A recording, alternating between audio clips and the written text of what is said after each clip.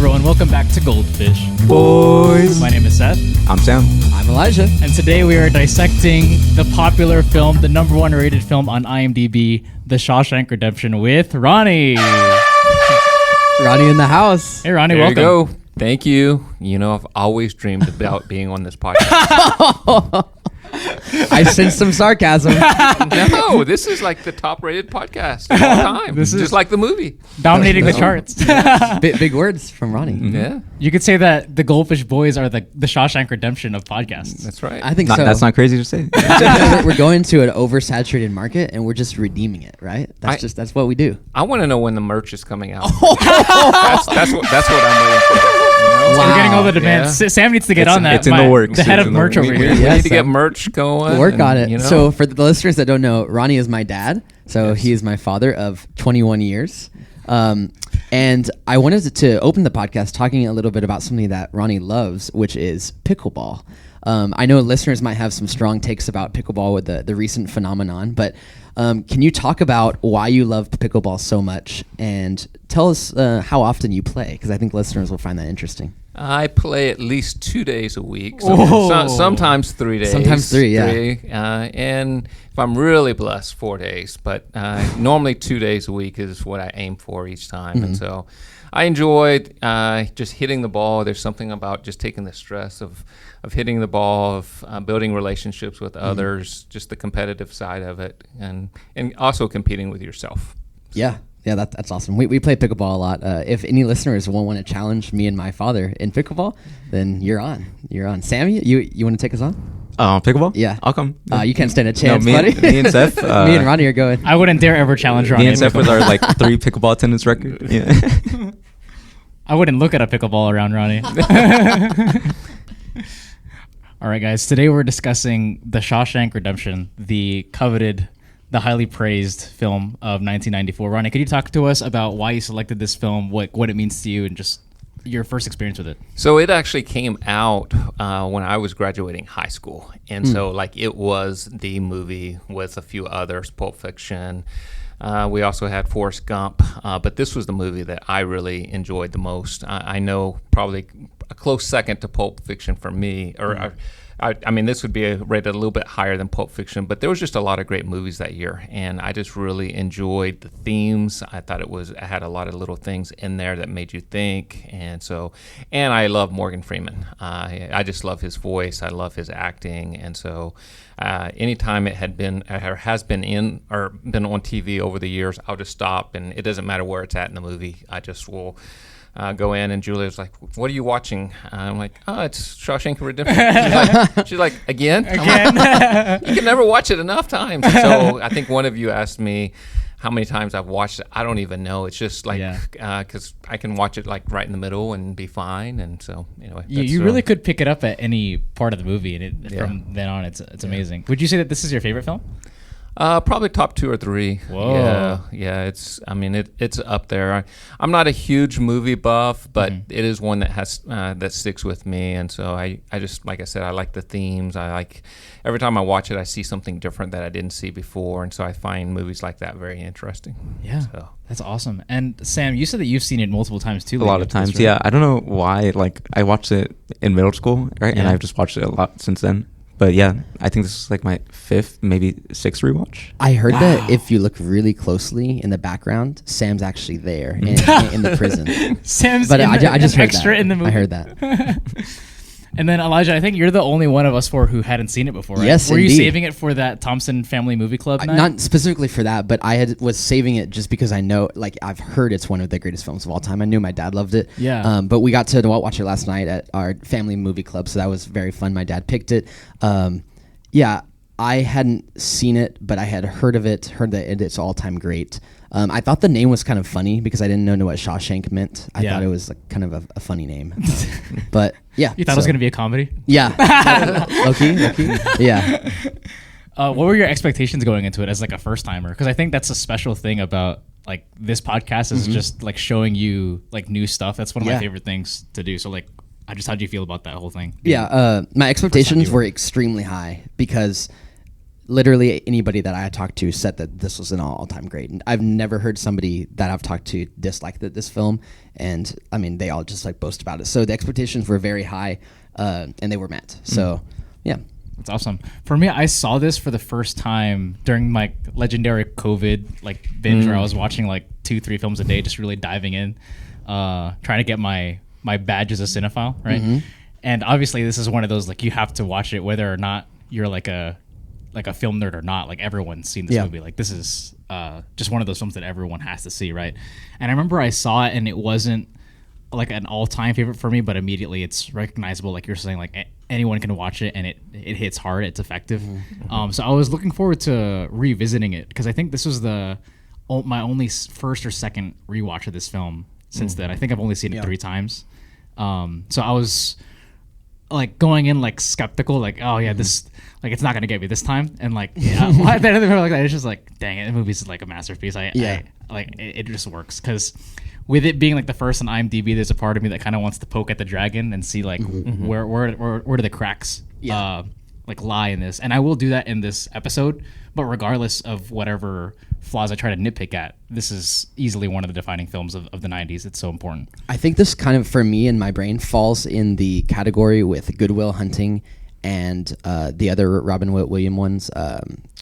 I forgot the name of the other one, but in their movies that are technically good and hugely important in like culture, and that anybody that says like, oh, you haven't seen that one, like this is one of those movies. Like you think it's timeless, basically. Exactly. Like, no matter what, people will be like, you have to watch and that wide movie. appeal too. Exactly. Yeah, I think the wide appeal is a good idea too with the relation that you point to Good Will Hunting. Like I think those are both like classic American, like highly sentimental films that are really important to the culture and just everyone. The other one I thought about timeless themes was Dead Poets Society. That's the other one I was trying to think of. Those 3 movies are like, they're important. Yeah, and we'll get into that more because later I want to ask y'all what y'all think is the best movie to pair with this if you're doing a doubleheader with the Shawshank Redemption.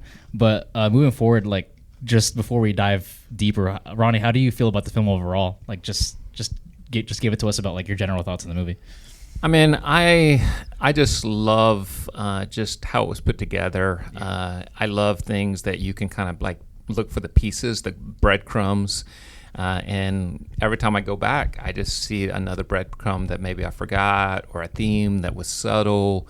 I just love movies that make you kind of think. And then I can also respect just the way that things were put together just overall. And so I know that, and I'm sure you'll get into this, some people would say it's overrated. They think the ending is too sweet and kind and all of those things.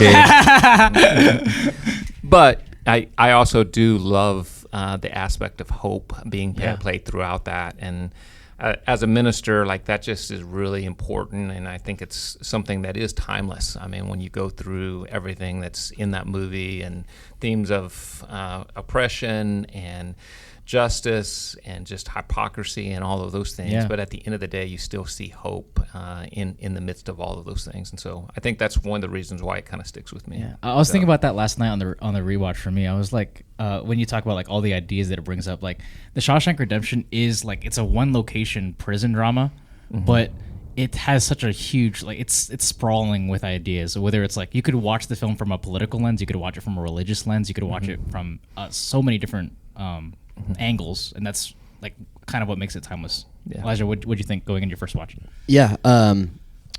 I love that you touched on that. I remember that one of the sermons that you did, you quoted a lot of from Shawshank, and we were talking about hope in church, and like I remember that was one of some of the first like quotes that I heard from the movie, and I was, whenever I watched this, I was surprised at how like on the nose these themes were like that you were talking about, but I felt like it didn't feel like it was in a cringy or a corny way, like a well done way, that they directly addressed hope. Like he said the word hope like 5-6 times.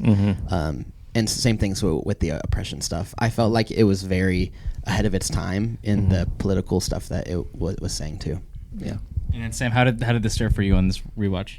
Oh, I mean, it's just as good as the first time I watched it. I guess emotionally, right? It does always hit, like you said. Yeah. All the beats hit, and even though you think that, like, some aren't necessary, right? It's all important to the film. Yeah. So I just think it's I wouldn't say perfect, right? But like solid. Yeah, and it's kind of hard. Like, I think this movie is so talked about, where it's like, beyond like, before going into like the categories that we'll dive into, it's like all this has already been said about the film, and it has that strong of a staying power. So I kind of want to go into like, let's just dive into highlights. What was y'all's favorite scene in this? We were kind of talking about this last night. We were trying to think because it's just a long. The movie spans like decades, and it just goes on forever. I guess I'll start. I had some nominees. I was thinking, we were talking last night, the escape reveal scene, where first they open up the cell and they think that, or at least Red thinks that he's dead, and then it does the whole flashback sequence. Yeah, definitely like the flashiest part of the movie. We have the opera scene, which I think is one of the most iconic moments in like film history, like him turning up the volume As he's being yelled at. The whole Brooks was here sequence, that especially being paired with the Morgan Freeman sequence, how they're both shot the same way, but you see where they're like juxtaposed, where Morgan Freeman's fate ends up differently because he's still holding on to that hope that he didn't want to hold on to before. And then lastly, I wrote the free beer scene where he goes up to the guard and basically sacrifices his life just to get his buddies a beer. What did y'all think was like the Everest point of that film? Man, all those were super good. I specifically loved the beer scene on top of the roof. I felt like it just was so like courageous of him to do that.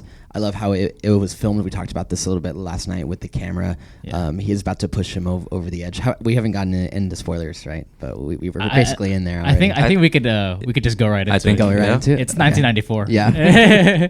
Spoilers! Yeah, just for fun there. That scene was really incredible because I thought it was so different than anything that we had seen of the movies so far. Because it's pretty brutal from the get-go. Yeah, the power dynamics, the power imbalance, right? Everything was so like just clear and cut. But then in that scene is when we start to see him work into the guards' lives. The other scene that I'll mention that I like is when the new prisoners arrive and they're betting, fresh. And then they're betting smokes or cigarettes on what the prisoners like as we're walking there. I think that's fun world building because you only hang out with that group of guys the whole time at the prison. But I like how there's this implication throughout all the conversations that there's other groups like them. Like I like how he mentions like, sorry, I had to go through your competitor to get this for you. Like the prison feels huge despite how intimate the movie is. Like it's just a gang of like 5 guys that you're watching the whole time. A few buddies. It's a buddies movie, but you could feel the scale of the To me, prison. that scene also conveyed the fact that like how normalized like all the stuff that they're saying and how like desensitized they are to the situation that they're in. I thought that was really powerful. That's a good point. So would you say for you it was the free beer scene, but the fresh fish is? I'm gonna say that actually like the fresh fish scene is number one, but I also loved the roof scene. Yeah. What about for you, Ronnie? I think actually where they show or where they open up the warden opens up the Bible and shows the rock hammer. Yeah. The first time I saw that, I was just like in awe, and that has always stuck with me. I mean, I like the other scenes that you've mentioned, but like I just thought it was so ironic and all of those things, and like man, that one kind of got me just as a shocking standpoint. I definitely thought the rooftop scene was amazing, and it did make you forget that they were prisoners for a little bit. Yeah, it did. And just kind of taking a step back, and especially the scene that Elijah was talking about. It kind of made you cringe, or it did make you cringe. It was a really good scene, but it still made you cringe. But then you came here and you saw this lightheartedness about it, and so that's kind of what I saw or kind of felt with that. I like how you bring up that image of the little pickaxe carved into the Bible. I feel like that's like how you're saying it's a really ironic image, like just that alone, like that being the tool that he used to escape from that like authoritarian prison. And it's like the warden's Bible, who's essentially like, I kind of see him as the devil in this movie, is like just how evil he's operating. And that is such a powerful image. What about you, Sam? Favorite? You actually got some pretty good picks. I think those are like Thank the you. most iconic ones. Yeah. Right. But mine is actually kind of similar to Ronnie's with the Bible, right? It's actually when Andy's getting shaken down by the guards, right? And Samuel Norton, he's getting sized up, right? I'm trying to think which one you're talking about because that happens like 5 times. The very first time he like interacts with the warden mainly, and they open his cell looking for contraband, and they're just sizing him up, right? Yeah. And then at the very end of that scene, the warden takes the Bible and is talking about it with Andy, and he just looks so nervous, right? And because now in retrospect, you know yeah. that he's got the rock hammer in there, the hole being picked and away. as he's leaving, right, he's like, "Oh, I forgot to give this to you," and he says, "Remember, salvation lies within." So, His axe is in there. so, That's so because he's walking off and Andy's like, no, Yeah. no. so that's probably my favorite scene. That's a good pick, actually. I feel like it's a sleeper scene. But Yeah. yeah, that one definitely like that. That's one of the more fun scenes when you've already seen the movie. Yeah. because you know exactly what's happening in the anatomy of the cell. Yeah, that's fun. I think for me, my favorite scene is the free beer scene. I love that. I think the way that it's shot, I've talked about this already, but like the crane shot of the camera swooping over Dufresne. I remember I was watching, I was like, whoa! I felt like I was on a roller coaster ride with that, because it brings that scale of like him risking life, and it was just a cool shot. And then I like how you're talking about how they feel like human for a little bit. I think that's always fun whenever a movie shows something that's very simple, but it feels very euphoric. Like it's just the shot is just a group of guys drinking beer. Yeah. Like that happens every day. Like, you know what I mean? Like that's like a very like normal thing, but in the context of the movie, it feels like they're like riding on a flying horse. It feels very freeing. Yeah. So something I had forgotten in the movie was that Andy didn't drink. Yeah. So and He so you abstained. saw like that what he was accused of, and like it starts making you think, okay, he never wants to be accused of anything like that because of that. And so that was just something I had forgotten in the movie until he's just sitting over there and he's like, no, I don't drink anymore. And I thought that was also very powerful. Given all the Christian imagery and text in the movie, I was like, the movie isn't directly kind of comparing Dufresne with Jesus, but I just felt like the series of acts that he's doing just felt very like, I felt like I was watching or like reading like the series of parables in the four gospels, or just like these all these chances that he has to like take revenge or XYZ with like the guards, like how someone was beating up and he's like, he never said anything about it, or all these different ways that he's showing self-sacrifice. Like the whole movie is like kind of showing Dufresne in that light against all this Christian imagery, and I think that the free beer scene is my favorite one of those. Sure. In that sequence. I think it's fun. I thought it was ballsy to ask for the beer. Yeah. But he's very calculated in the fact that he knew it wasn't too much, but he knew that he wanted to ask for something. Yeah, and the way he staged it was also calculated, like you said. He was like, I guess you'd feel more like a man, which appeals to, the wardens, or not the wardens. What was it, captain? Yeah, the guards. The guards, essentially. right. Yeah. Their sense of like, being manly. Absolutely. Yeah. So And they were drinking with them as well. That And was interesting, yeah. And so you drink saw them while they're that. cold, ladies. Yeah. Yeah. Yeah. So Yeah, that was fun when the guards were drinking with them, because Yeah. given the level of brutality that you see throughout the whole first third of the film. Yeah. All right, I'm happy with those highlights. I kind of want to get into a category that we haven't done in a while. Okay. The Talladega Nights. Quote of the movie. All right. So today's quote is going to be from Ricky Bobby. He says this: "Hey, shut up, you little pot licker. I'll stick you in a microwave." Stick him in a microwave. Did we have any quotes from this movie? Which I'm sure we do, because this is Shawshank Redemption. If it's Any okay with you, quotes? I brought some nominees. Yeah, sounds and great. then if y'all think that there's a better quote that I missed, Yeah. we could bring those up as well to Let's discuss do it. what the quote of the film is. So I was trying to pick out a couple. This first one is from Andy. He goes, "I guess it comes down to a simple choice, really. Get busy living or get busy dying." Yeah. That's the top one. Next one, Sam, you want to read it? all right. So this is Andy in his letter to Red around the end of the movie. Remember, Red, hope is a good thing, maybe the best of things, and no good thing ever dies. So that's another one. This one, I won't read the whole paragraph or the whole monologue, but this is during the opera sequence when Red is talking about the beauty of the voices. The first half of the monologue, he says, "I have no idea to this day what those two Italian ladies were singing about. Truth is, I don't want to know. Some things are best left unsaid." And he goes on along about how they felt like free men in that couple minutes. The last nominee that I had was from Red. And I had to find another Red one because his narration is just incredible in this movie. And we'll get to that. But the one that I picked out was, "These walls are funny. First you hate them, then you get used to them. Enough time passes, you get so you depend on them. That's institutionalized." What do y'all think? Quote of the movie. Man, all of them so good. I think for me, the opera scene gets it. The quotes are That on monologue? Yeah, it's just so good. It reminded me of the scene from One Flew Over the Cuckoo's Nest, in which they play the music over the intercom of the mental asylum, right?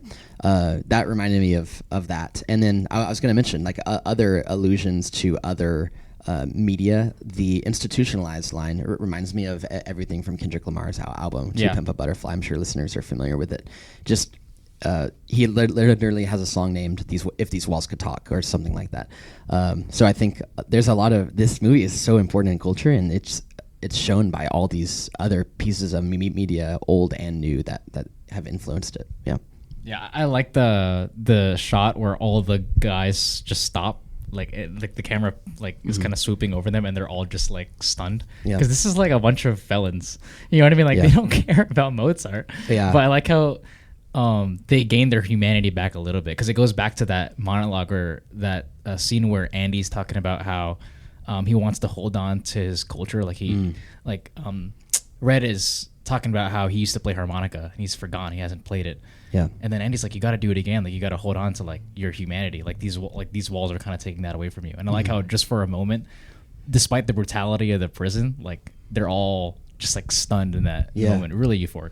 What about for you, Sam? For me, quote of the movie. It's kind of between two. The first one is from Red, actually. It's his last probation hearing, right? It says That's a good rehabilitated. Pick.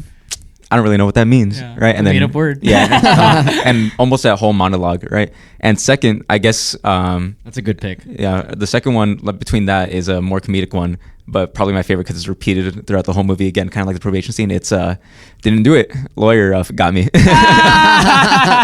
That's such a good pull. I can't believe I didn't write that one down. Yeah. The lawyer got me. That's a good one. What about you, Ronnie? What's your favorite? One that I had written down was fear can hold you prisoner, but hope can set you free. Yeah. And that one had just kind of stuck with me. I also like the line that get busy living or get busy dying. And so like that just kind of stands out to me in so many different ways. But I mean, all of those are great. But that first quote that you mentioned is a really good like thesis statement for the movie, given like the literal aspect of it related to it being a prison film, but also thematically. Yeah, I think for me, just the hope is a good thing it's like the simplest of these quotes, but it's the one that has stuck with me. Like even since the first time I watched it, the whole hope is a good thing idea has helped, because I think that like even though this is an intense like very brutal film, right? Like this is like the lowest of the low, right?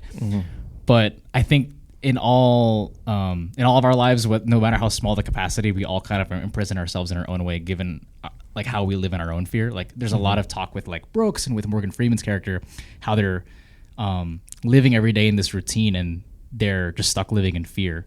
And obviously the whole prison story puts that in a more literal sense, but in many ways we all do that too. And I think the hope is a good thing. It's just a very nice, simple, memorable quote to take away. You mentioned this earlier, but Morgan Freeman's like all his dialogue, all his narration is like probably he's my favorite narrator. He's my favorite voice in movies. Like period. I've never heard a voice that I like. Is there another voice that's as iconic as Morgan Freeman? I don't think so. Can't think of one. Can y'all? Sam? No. I think he's the Mike Breen of like the Mike Breen, or more so that guy, the other Kevin Harlan. He's the Kevin Harlan of film. I mean, he has a super recognizable. The only voice. one that I could think of, and I forgot his name, but it's the guy that narrates the National Geographic stuff or the wildlife stuff. Or it's not just National Geographic that he narrates, but it's like all the nature stuff. And I think that British guy, I forgot his name, I'm blanking, but everyone can hear his voice. Otherwise, I can't think of any other names. And I was reading actually that this is the first film that Morgan Freeman narrated. Really? Yeah. In '94. Yeah, which I don't. That was from IMDb. I don't know how. But which is really interesting. And when he does this movie, he's in his what 50s?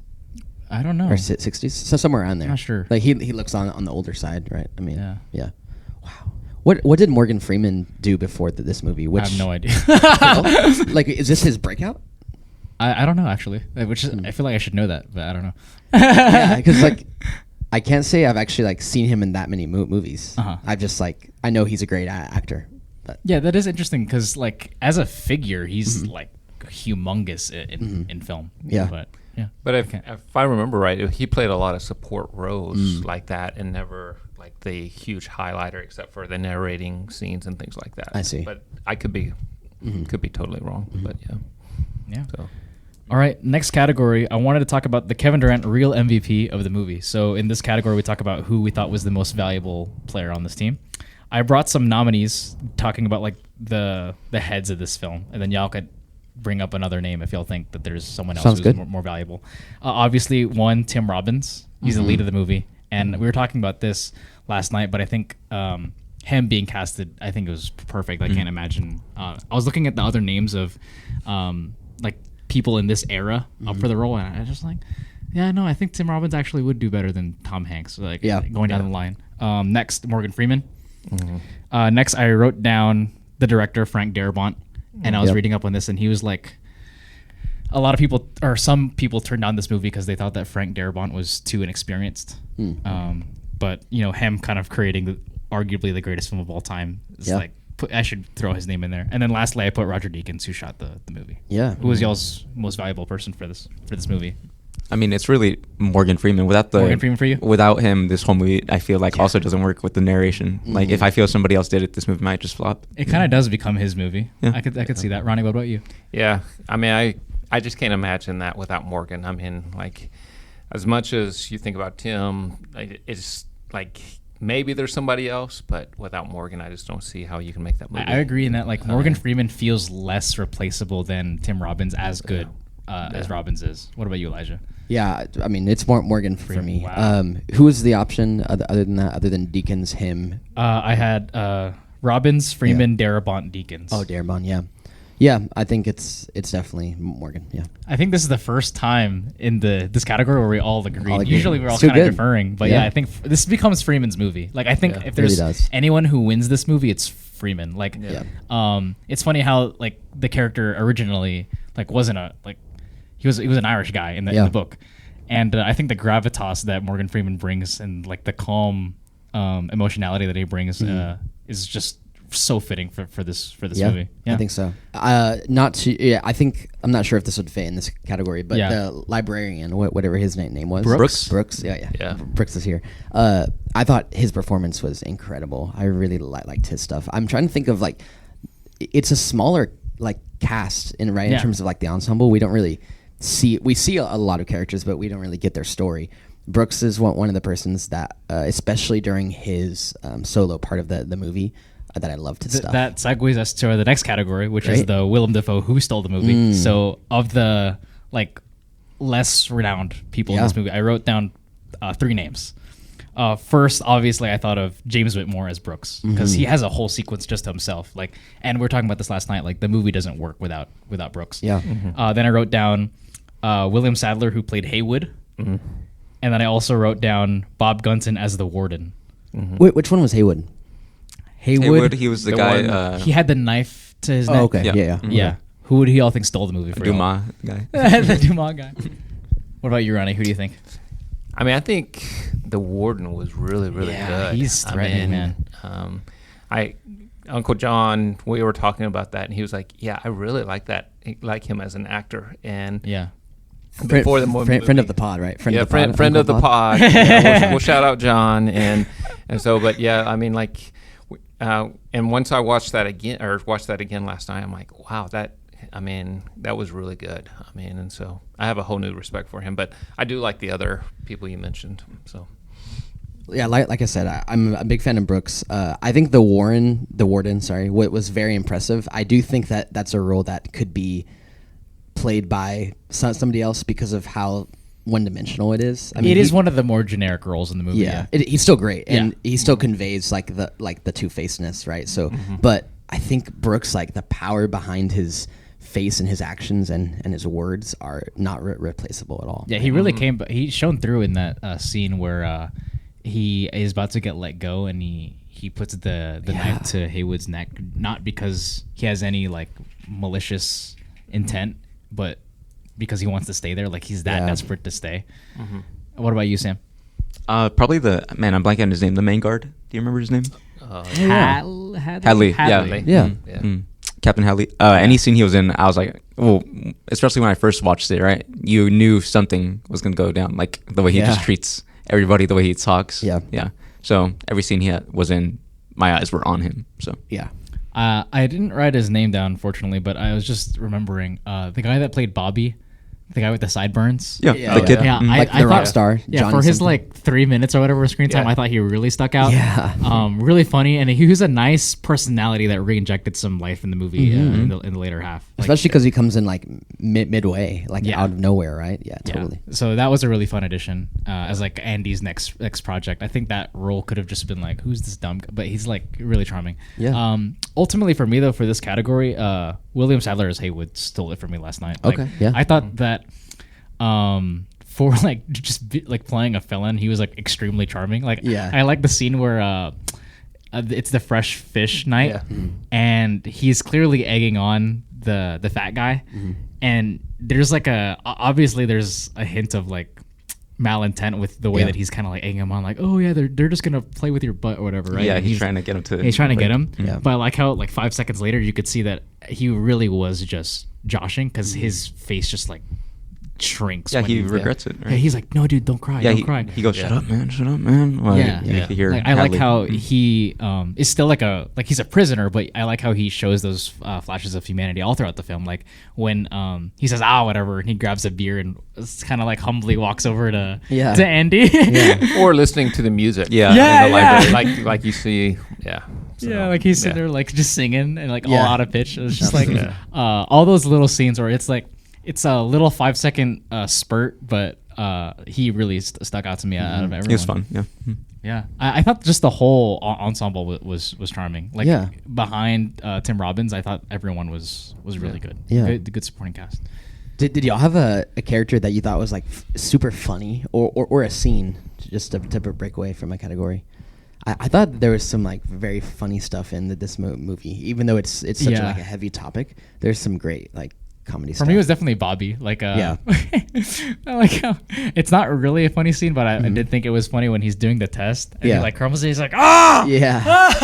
Yeah. It's And so it's mad. like it's not supposed to be funny, but I was dying laughing when he was complaining about like cats climbing on trees 5 times 5 is 25. Yeah, climbing on the limbs. That was really funny. Like, that was his really breaking funny. point. Was hilarious to me. Yeah. So I'll go Bobby. I remember there was some stuff in the library along with that. Yeah. When they got new books and stuff, there was some funny lines around that. You some know, it was dialogue. another similar scene to that Yeah. when they first start using Andy, and they're like, so Andy did the guards' Yeah. taxes, and then he did then the whole cuts the prison's base- taxes, Yeah, dude, and that then they was switched really the funny. baseball season so they could do the opposing team's taxes. So that was a good scene. That was really. I Funny. think all throughout the movie, both Morgan Freeman and Dufresne have like nice little one-line zingers. Like I like how he's explaining how he creates a new identity for the books. Yeah. And then Morgan Freeman's like, "What? Like, what are you doing?" And then he looks at him. He's like, "You see, on the outside, I was straight as an arrow. It took me to go to prison to become a crook." There you go. Yeah, which like means a lot, but is also like light and funny. Yeah. At the same time. Yeah, a lot of one-line zingers. Or even like I think it was with Brooks retelling the story of where the guard came and asked about the setting up the college education for the kids. Yeah, that and was said, funny. Yale or Harvard, and I mean, Oh, and so yeah. yeah, The it just scene kind of where- like reeled him in. Yeah. I mean, and so yeah, I thought that was. But That's I a mean, it good was scene. Andy, but Brooks was retelling it, but it was still very funny. And then Yeah. to see those guys just cracking up and things like that. Yeah, I So- like how he says like, "I kid you not." He sits down. He looks at him. He says, "Would you like your children to go to Harvard or Yale?" And then he talks about how he was shaking his The head by the end of handshake, it, and he was like, "Man, I nearly soiled myself." when I saw Soiled is so funny. I soiled myself. I'm gonna use that one. that." So- oh man, that's so good, really funny. Can we get into the inside scoop? Let's do it. Sorry for cussing. Sorry. The inside scoop.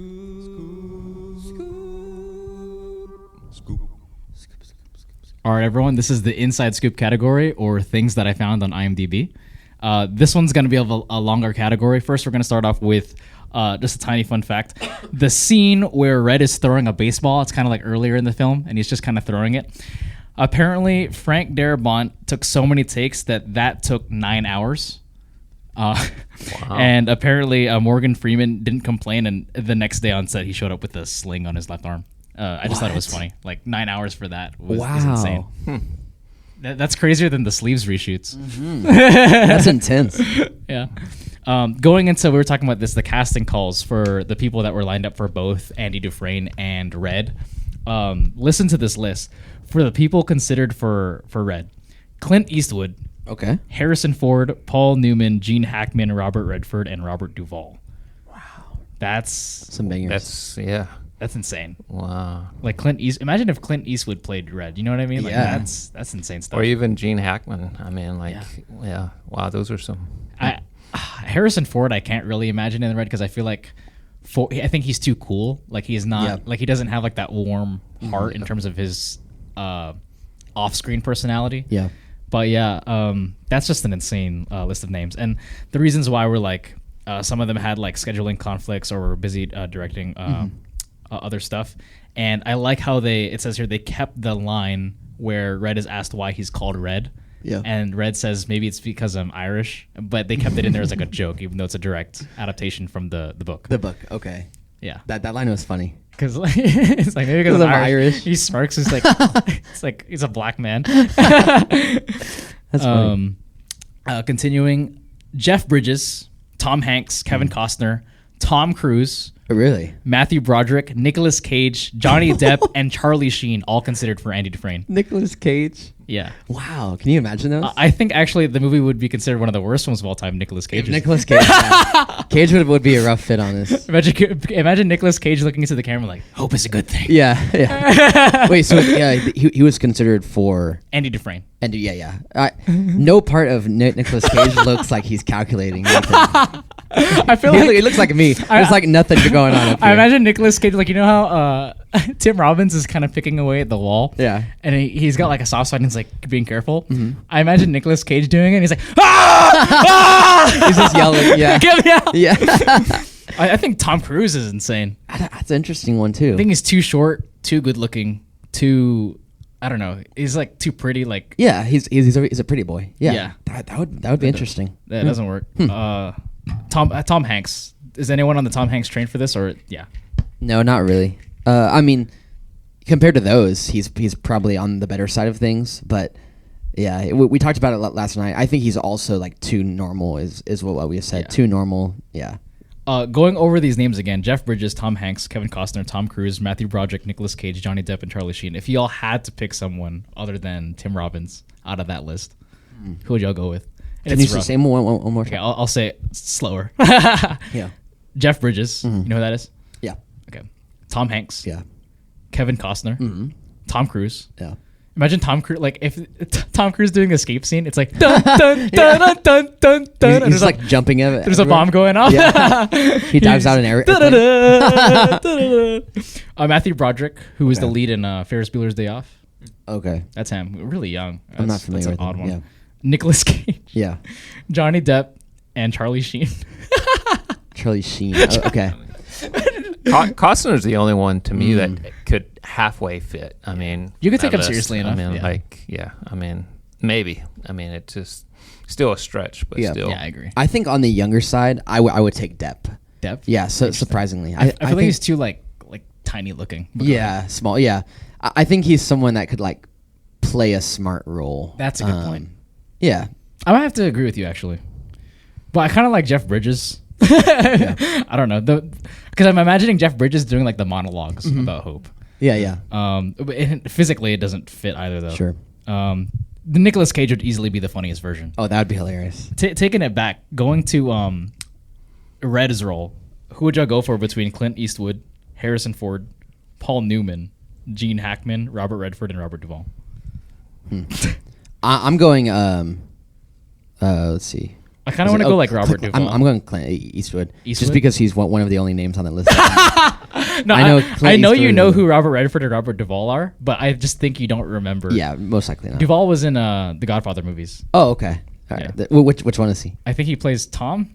No. Oh, Wait, let me- Oh, really? I love Tom from the Godfather. Yeah, I could see Clint Eastwood. Cannot see Harrison Ford. Ackman, I could see him too, but yeah. Okay. Oh wait, no, Duvall. It's Tom. Where did he say that? Oh yeah, right. Yeah, that's He's Tom. That's Tom. Yeah. As much as you love Tom, though, I think he doesn't fit. I don't think he fits. Yeah. And you said, Ronnie, you'd go for. Oh wait, for Hackman? Maybe. Maybe? I mean, I like him as an actor. Yeah. But it's still hard for me to imagine anyone fitting in that Especially role. after except for- Freeman just like nails Yeah. it. Yeah. I mean, Clint Eastwood could be a possibility. I mean, but yeah, I don't know. I think It's Harrison just Ford really like hard. would not work at all. No. I cannot see that No, I in one can't. bit. Oh man. All right. Moving on. I think I have one more thing. Yeah.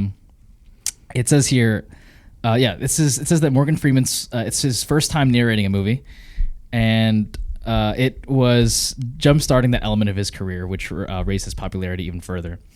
And apparently, they recorded the narration before filming began, and they took 3 weeks to do it, and they would time the scenes based on the narration, like on set.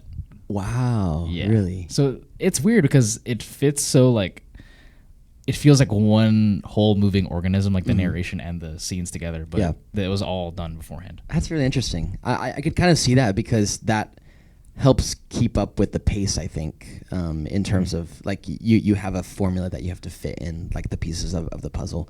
I think that's really interesting though. I was reading that Frank Darabont would watch Goodfellas a lot in preparation for this. He's just like Sam. Because I didn't think about that, but like he was kind of trying to slightly copy the structure of like the narrations with the way that the time passes, because both Goodfellas and Shawshank Redemption cover sweeping decades of time between a few characters. And now looking at them, it's like really obvious, but Yeah. They cover like a whole 40 years, right? yeah. Yeah, so that's like it does remind me of like when Ray Liotta is kind of narrating over the Goodfellas crime stuff. Yeah, absolutely. Yeah. That's really interesting. Yeah. Moving on to the next category, I wanted to ask y'all. I mentioned this earlier. If we were doing a double header with the Shawshank Redemption on like a Friday night, what do you watch with this? What's the best pairing? Now you see me. The greatest pairing of all time. Why? Because Morgan Freeman's in that Morgan one. Freeman's in that. I think my dad would do a sportsman movie, right? One of his We Are Marshall or one of those. We are Marshall. We're Marshall. I know a lot of people talk about doing the Green Mile with this as well. Yeah. So We'll wait for you, Elijah. I talked about this last night. I would do Holes because there's a lot of similarities between these two movies. That is such One a- is very good and one is mid, but they both have that whole institutionalized theme going on there. That's such a rough tone shift. Which one are you watching first? I'm definitely going Holes first. Yeah, because like Holes' expectations are lower. It's just a Disney movie, and this is like actually good. But yeah. Same themes going on there. How about you? I like Sam mentioning Now You See Me because now I could think of Now You See Me as like first Red gets out of prison, and in the sequel he becomes a guy that debunks magicians. Yeah, there you go. Yeah, that is good. That's canon in my book. Those are two movies that Morgan Freeman is very good Or at. 7. He's very good. Yeah, there you go. For me, I wrote down 3 films. One, I wrote One Flew Over the Cuckoo's Nest. I think structurally and thematically they're both similar, and they're both like, I mean, One Flew isn't a prison movie, but it literally is a prison break movie. Yeah. Second, I wrote Pulp Fiction just because they're both the two iconic 94 films. You could make it a triple header and watch Forrest Gump too. Oh yeah. Just going on like a 1994 kind of like juggle between those. Speaking of those movies that you're mentioning, didn't Yeah. you say that? So this movie won no Oscars. Is that It was true? nominated for 7, won 0. Wow. And if I remember right, Stephen King, it was from one of his, or it was from his book. Yeah. And he sold it the rights to write it for like $5,000 or Yeah. something. But Yeah. he never cashed the check. Yes. Yeah, He never I cashed thought- the check. He never cashed the check. I think I forgot who he gave it to. I think it was Yeah. I think he gave it to Frank Darabont with a letter like, if you need to get bailed out of jail. Oh really? Yeah. He never just cashed it. Aw, that's so Yeah. interesting. And I thought one of the things I think we talked about last night was that first poster that Andy got. What was the lady's name? The movie star's name? Was it Rita Hayworth? Yeah, Rita Hayworth. That was the title of the book, wasn't it? Yeah. And so it was just another subtle way of adding that in the nod. movie. Yeah. Yeah, so- It was originally called Rita Hayworth and Shawshank Redemption, Redemption. and I was reading that people were thinking that it was when they saw the title of the movie and the audition calls were like the casting calls were being thrown out. Yeah. People thought that it was going to be a Rita Hayworth biopic, and people were calling Frank Darabont about playing Rita Hayworth, and so they took off the Rita Hayworth part of the title. Oh, It's like I'm tired of these calls. Yeah, I'm glad they did because I'd be really confused Yeah. if this was the movie that we saw. that's actually a good like kind of time travel thing of like I feel like somehow the movie is kind of worse if that's the title of it. Yeah. Yeah, Rita Hayworth and Shawshank Redemption. That's It just interesting.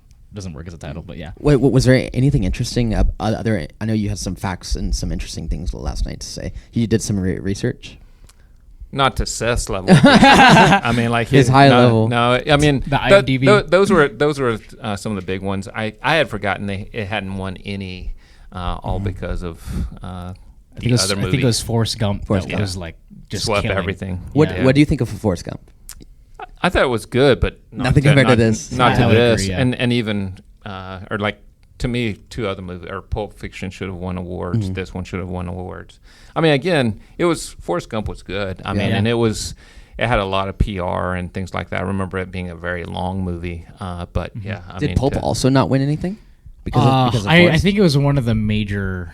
It's like a historic Oscar snub. Also, was Pulp Fiction. Wow. Yeah, I'm pretty sure Zemeckis beat out to Tarantino. Like, and Yeah. I don't think Tarantino won for director in that one. Yeah, I don't Interesting. know. He hasn't won director yet. Yeah, still at all. not. Yeah, Yeah. So yeah. Yeah, we'll see. How would you rank Shawshank, Pulp, and Forrest as far as that like 1994 trifecta? Shawshank would be number one for me. Probably Pulp, and then Force. Yeah, that would. So, Do you remember the first time that you watched this? man, that was when I graduated from high school. Yeah. I mean, and I think that's the thing that hit me last night, or one of the things that hit me last night, is these themes are still things that we're struggling with today in our culture. Way back from, I mean, what is it, 20 or how many years ago? Is that whatever? A lot. 31. 31. There you go. 31 years ago. Yeah. And I see those same themes that we're still struggling with as a culture. And I felt like it was ahead of its time, and actually kind of really putting itself out there with certain things. Even we were mentioned, he had put something in memory of or in honor of his agent. Yeah. Yes, and his agent had died of AIDS, and so back then in the 90s, I mean, that was back like when Magic Johnson came out and all of those things. Like you had a lot of people talking about that, and so that was very subtle, but like that was. Again, he was pushing the envelope on lots of things. And not thinking about it, I think Morgan. I don't know if this is weird to say, but like it definitely changed. It completely changes the movie that Morgan Freeman was casted in the sense that he's playing a black male in a prison. Yeah. Like that completely recontextualizes everything, especially the scenes where he's being rejected from being let go. I think that just really shifts the whole movie. Yeah, I guess I wanted to know like what your thoughts were like on the Brooks and the mental health things. Back then, like we didn't talk about those things whatsoever, and so it was very, very, very uncomfortable. And so, but there were several things that I'm not sure like how you guys would interpret them or how it would make you cringe a little bit more, because I know a lot of films back in the 90s, now you watch them like, oh man, that's tough. Yeah, So what are your thoughts? Yeah, we were touching on this last night with the film. Like, obviously, the suicide is a big idea in this film, or like the idea of like ending one's life because of the systems and the way that they've been treated. Like last night, I was mentioning like the way that the film uses suicide. I thought it just made me think because obviously the film is it handles the brutal subjects in a very, I'd say, in a pretty respectful manner all the way throughout, like as far as the brutality of the prison. Yeah. It's not like torture porn throughout. This movie could have easily been just torture porn for 2 hours and it would have just been eye rolling. Yeah. But it handles them with like some level of care. Like this film doesn't feel like it's just abusing the topic. Right. Because there are some films where it's like, it's about this, but it's just using that, and it kind of irks me a little bit. And this film doesn't feel that way at all. I think the only part, or it makes me feel weird, is when it's getting towards the flashiest point of the film, where it's like not quite Ocean's 11, but like here's the reveal where he breaks out of the prison, and the shot of like Andy Dufresne holding the rope and the implication that he's going to commit suicide now, I thought was like an interesting choice, because using an image of someone about to kill himself is being paired up with like a flashy moment in a movie of like a prison escape was questionable. But like I think that it works in that Brooks obviously is like a symbol of he was defeated by the institutions that were put around him, and that he wanted to buy into them. He found the abuse and the authoritarianism that he was living in as a comfort. And I think, at least in the message of the film, the way that Morgan Freeman and not literally Morgan Freeman, but Red and Dufresne break out of those still feels effective. How did you feel about that stuff, Elijah? I think so too. I agree with it. I mean, it was a plot device used to reveal a greater theme of redemption, essentially. So exactly. I don't have an issue with it, but I do see the sensitivity issues that could arise from it. One thing along those lines, the mental health stuff, is that I like how this movie says a lot, but still has the wide appeal. So somebody who is watching this, let's say our friends that are more on the traditional or kind of conservative side, would not see this movie as a progressive in a progressive lens that's talking about the hurt that institutions do to us and the mental health stuff. But people that are reading into it can also see that lens, and I really like that about this film. One of my favorite shot choices that they use, and this is for people who are deep into film and have a lot of it on their on their feeds. This is a really generic thing to say, but the way that the Brooks sequence and the Red sequence is shot when they're both freed, they're juxtaposed in that when Brooks walks out of the prison, the camera's facing the prison, and you see the bars behind Brooks as he's walking out.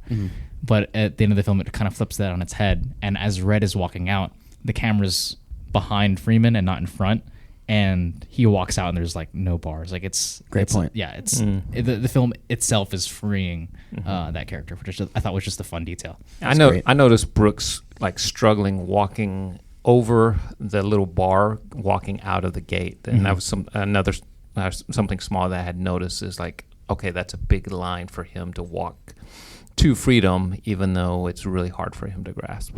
Yeah. So. And then, not to go too far, but I was thinking just on the line of little details. I was trying to think about more of the Christian imagery in this film, because obviously that's a huge theme, like the Bible being mentioned over and over again. Especially by the warden, and in contrast, Andy Dufresne's character. I was mentioning this last night, but I'd like to bring it up again. The shot of when the warden realizes that the poster is covering the hole, and I think one of the strongest images of the film is when he's sticking his hand through the womb of the woman, and I feel to me at least, it's hearkening like Mother Mary, or with Andy Dufresne climbing out of the water. To me, it's referencing the idea of being baptized or being reborn, and him kind of being bathed in that water. And obviously it's all poop, but still, I just think all that was really interesting. I think the other image to me that kind of involves something along those lines is, notice what the safe was covered with was scripture. Yeah. And when we're looking at how Christianity is known is for sometimes greed and hypocrisy and using the Bible as a weapon. And so you just have all of those things into play, but it's just ironic that out of all the things to cover the safe is you're going to put scripture. That's also a great image. Yeah. And so, again, those are all things that we're dealing with today in our culture. I mean, and still struggling through those and figuring out what that looks like, and trying to not be those things, yet they're still very prevalent. Going back to and then this just kind of hit me, is when you look at biblical imagery, you have Peter who failed and you had Judas who failed. I wouldn't say Brooks failed, but he responded differently to going through heartache and things along those lines. And so I don't want to make it, or I don't want it to be too big of a stretch, but it is just interesting of okay, how do you deal with life? And there's different choices. I actually don't think it's a stretch at all, because I actually feel sometimes I might be stretching in that, when I'm watching Andy Dufresne and the prisoners, to me I kind of see it as they're at the table and it's Jesus and his disciples, with the way that it's shot and the way that they look up to Andy as a symbol of hope, because clearly the way that he moves around in the prison, he's described as having a specific aura, the way that he walks, that he has that he's protected. He has some aura around him that protects him from being contaminated by the prison. To me, that's all language that kind of relates back to the way that Jesus lives amongst his disciples. So to me, watching the other characters be inspired and turn to hope, like Andy did, It's like watching the disciples turn, and that like Brooks was also there, and he unfortunately felt and succumbed to his own weaknesses. Sure. But you could see how like Red gets kind of like transformed, and he along with the other members of the prison. And I guess I wasn't always seeing Andy as Jesus, but I was thinking like one of the apostles, like maybe like a Peter or something like that. And like when we talk about redemption, I mean, I think about the after Jesus rose and Jesus had breakfast with him just on the seashore, and you see this. I mean, you see Andy being falsely accused and all of those things, but I mean, he would be the first to admit that he wasn't perfect, and so I mean, he had to deal with certain things. But yeah, I just love that imagery of redemption, of hope, of trying to figure that out, and so. But yeah, I mean, all great. I was points. interested in the beginning of the movie because I kind of thought I was going to not like the biblical imagery, because at first it's presented that the warden is using it, right? And I thought it was going to be kind of like you thought it was going to be a critique. Like, yeah, exactly. Okay. Like I was very opposed to it at the beginning, and then the more that it used it as what we're talking about, I liked it like a lot more, and I thought it was really valuable. I mean, and it is a critique though, but it's just that it's showing two sides of the coin, where it's like I think this is easily like. You could argue this is like one of the most Christian films in terms of like that echelon of all-time greats. But also it's like with the warden, to me, it's kind of like reflecting like things that have come out like about the Catholic Church, or like the way that the Christianity has been used as a tool for like power-hungry individuals. Yeah, it's the abuse of power. I mean, within systems that we have. I mean, whether it be church or government or prisons, whatever you have. I mean, there's just that abuse of power, and we look at different ways. And then you also saw the greed. You saw the kickbacks in the pie and all of these things. That's and you know, it's like, oh man, those are just all things that we struggle with as a culture right now, and that you guys get to make a difference, and you guys get to change those things. And so because we get to have our own Shawshank Redemption. Obviously, my generation hasn't made the change. Hopefully, we've made some steps forward, but I mean, there's still a lot of work ahead. So that's true. Yeah, that's awesome stuff. We've talked very highly of this film, and justifiably so. Is there anything that we would change, or are we thinking this is like pitch perfect from beginning to end? I honestly think this is a perfect film. Yeah. I would not change a thing about this. Sam, you sniffed a little bit. Yeah, I just want a little more Jake content. That's about it. More what? More screen time for Jake. Yeah, the bird. Jake? Yeah. Yeah, that's my only critique. Dad?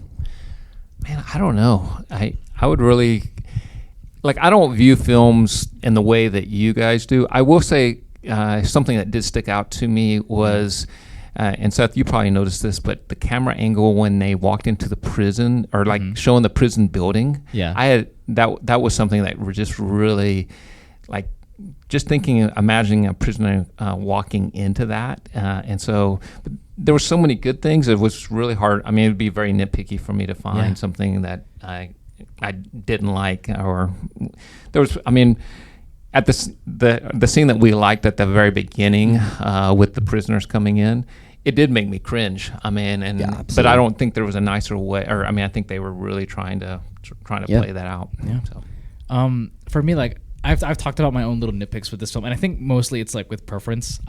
When I think of the 90s, I think there's two sides of like 90s films. I think there's like films kind of like The Shawshank Redemption, Good Will Hunting, Dead Poet Society, where it's like 90s American hope core, and kind of like the pull at the heartstrings, the kind of like heartthrob movies that like appeal to the masses, and many people have loved to this day.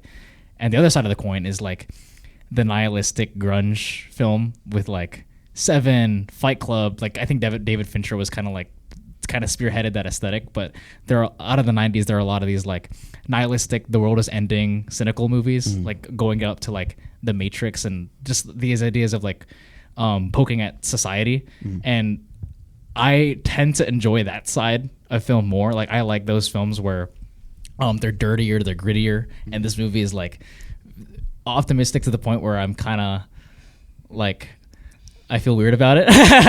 Because I was thinking about this on the drive here. I was like, okay, yeah, this movie, like, yeah, it's really positive, but there's like the voice in my head where it was like, yeah, but Brooks probably murdered someone. He doesn't deserve that. Or like, you know what I mean? Or it's like that optimism that I'm feeling during the movie. But that aside, I think that like this movie doesn't have a single scene that I would cut. Yeah. Like I think for a film that's nearly 2.5 hours long, I can't think of a single scene where I would be like, they could have gotten rid of that. Yeah. I think every single one really They're works. beautiful. Yeah. It's nearly perfect. Yeah, I keep on thinking about just that ending of two guys coming together that had been through so much, and even just Morgan finding the rock underneath the tree. That was just, fun. Oh man, like when you go back to another imagery, that was really cool to kind of see that, and just and then seeing him walk down that road, that imagery of. In Buxton or whatever, and toward that, yeah, there were just so many beautiful things. But I hear the criticism I hear is that it is too feel good for people. But maybe that's just kind of where we're at as a culture as well. Is that we don't want to. We feel guilty for feeling too happy or actually having hope. Yeah. Especially given how brutal the film is. I'm like, I feel weird smiling at the end of a movie where I just saw like some of the most tragic things, and it just works though. Like I remember smiling when the credits. I'm like, dang it did it. Like you know what I mean? Like I like how Tim Robbins described this movie, where he said that he saw it as like a non-sexual romance between two male leads, and I thought that like that as like a brotherhood film really works. It's really effective. I saw that Morgan and Tim are still friends to this day, that this Really? movie brought them together. Wow. And Really? so like after this movie that they had constantly continued to be friends because of all the time they spent filming this. Wow, that's insane. I didn't know that. As we look to I want to bring this up. How would y'all think it would change this film if it was made today? We could get also on the more surface level side of like who would you cast, but I just in general as far as today, like how do y'all think it fits? What do you think, Elijah? I think we talked about like the mental health and the suicide stuff that maybe would have been dealt with differently.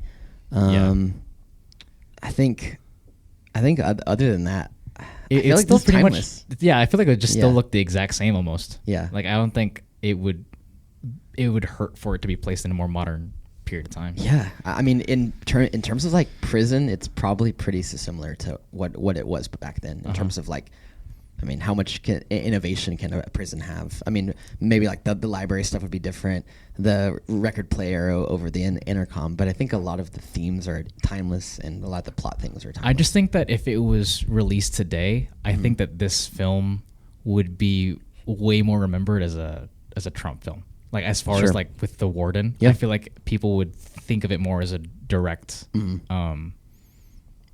metaphor to like this second Trump presidency. I think, especially with the way that reasonable. Trump uses Christianity. Yeah. But yeah, that's pretty much it. Any changes for you, Sam? Or you think?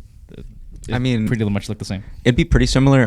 Like there's definitely the police brutality topics that would like get brought up. You know, the mental health awareness with Brooks, institutionalized. You know, there's lots of talks about that, how like the prison system is just broken, right? Especially coming off of like the BLM stuff. Yeah. So it's really like, you know, relevant today. So again, the film's timeless, like we said earlier.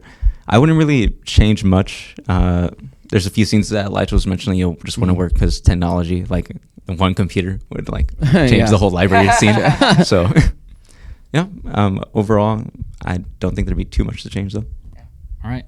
I think this is one of those films that we've talked about where it feels like we all feel like in unison, like this is a really great film. Yeah. As we close out, is there anything else we want to talk about?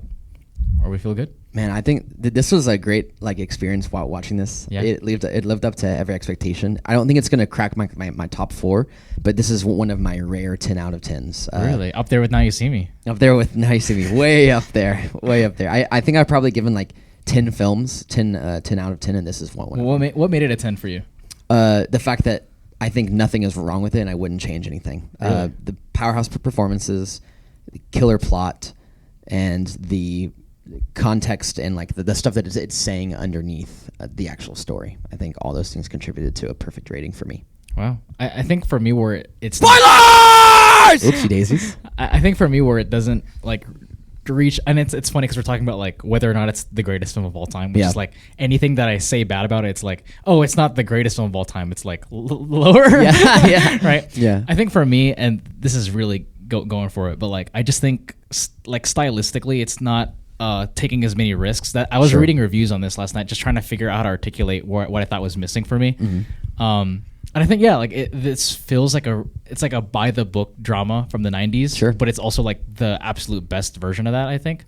Like I think between this and Good Will Hunting, I would take Good Will Hunting, but like it's still pretty much is like the absolute best version of a like American like optimistic sentimental 90s drama that you could get. I guess just those are my sweet spots because I have all of those at 10. Like those are just in my opinion like peak films. So that emotionality and thematically for you, like that it hits. Absolutely. Specifically like I said, Good Will Hunting, this, and Dead Poet Society, like all 10 out of 10s. For me, I would have it like 8 or 9. And I think like the Christian imagery and Morgan Freeman's presence really takes it home for me. What about you, Sam, to close it out? Yeah, I'd give it a 9, solid 9 in my book. There you go. And then Ronnie, just closing thoughts on the Shawshank Redemption. When you guys talk about ranking movies, sometimes I go back and kind of thinking about just like sports players and things like that. Of the generations, it's like really hard to kind of compare different things. Yeah, for sure. And so to me, like in the 90s, this one or two, or in the top 1 or 2 movies to me, at least in the 90s. And so that's kind of the way that, like, I want to appreciate its beauty. There may be better movies. There may be lots of other things out there, but there's just certain things that are timeless that you can learn from regardless. And I think that's the great appreciation I have for a movie. When a movie sticks with you, then to me it just gets a really high grade. So that's kind of my heart. I would agree with you there in that in my head I like to keep a list of I like to get all nerdy with my like 1940s samurai films, but what are the films that like I actually truly believe like everyone should watch? And I think this definitely hits that short list, like in terms of like we were talking about earlier, the timelessness of its themes, how widely applicable it is. It definitely hits that, and it hits that echelon of like I think everyone should see this before they die. Yeah. If I can fall in love with an actor like Morgan Freeman, like in that, then that tells you like how powerful it is. Like before then, I probably didn't pay too much attention to Morgan Freeman, but now like if I just hear his name or hear his voice, like I just know that's who it is. And so that's one of the reasons why I have so much respect for the movie. That's awesome. Awesome. All right, guys. We'd like to thank Ronnie for being on the pod. Yeah. Well, thank you for bringing me on to the best podcast ever. Podcast ever. You heard it here first. So there you go. We should put that on like our like Instagram. Like you know, best Facebook. When best people put like ever. reviews in the poster, we're gonna write best podcast ever. And Ronnie then Jordan. remember, I expect merch in the future. So just you heard it here first. So, anyway, Sam's gonna get on that. I think the only problem is that Sam's gonna really overprice those. Oh yeah, hats coming at $99.99. It's gonna be some pricey. Sam's gonna take his cut right off the top. Yeah, but thank you for coming on. It was great, and it was a great movie. I think the matchup was amazing. Yeah, that was a fantastic spot. Ronnie, we thank you. All right, Sam, Elijah, that was Goldfish. Boys.